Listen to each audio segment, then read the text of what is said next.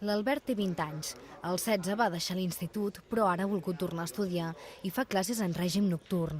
No treballa pels matins, però es veia gran per compartir pupitre amb nois que ara li semblen massa joves i poc aplicats. La diferència d'edat és enorme i la situació és molt diferent. Allà la gent va molt més a fer gresca, aquí tranquil·litat, tots venim al mateix i estem curats d'Espanya i hem fet tot el burro que hem volgut. El mateix li va passar a l'Adrià. Durant 4 anys va intentar per activa i per passiva aconseguir el títol sense èxit.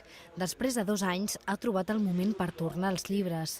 Pensant en el futur, creu que li serà més fàcil aconseguir una bona feina. Vaig decidir que potser per trobar millor treball i viure millor calia tenir alguna més que l'ESO i crec que era necessari acabar el batxillerat. A més tenia només 3 assignatures pendents i crec que era tonteria. Seran els últims alumnes entre aquestes parets.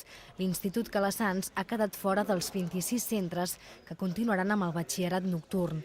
Reconeixen que hi ha punts que es poden millorar i que cal més inversió, però no que siguin raons suficients per tancar la porta als que volen una segona oportunitat. Que es poden millorar els recursos? Jo no dic que no, segurament tot és millorable.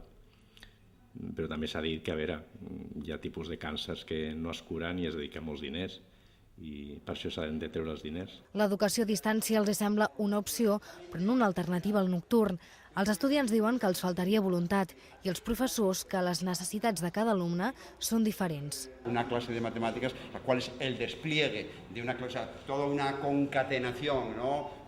Compleja de razonamientos que hay que realizar en una clase. ¿Cómo se puede realizar eso a distancia? Mandándole al alumno el vídeo que tú has hecho o que alguien te ha hecho para que él se lo vea en su casa sin la posibilidad de intervenir. Un cop comencen, és difícil parar la seva trajectòria. El 70% d'aquests estudiants faran la selectivitat al juny. Altres també continuaran amb la formació de grau superior.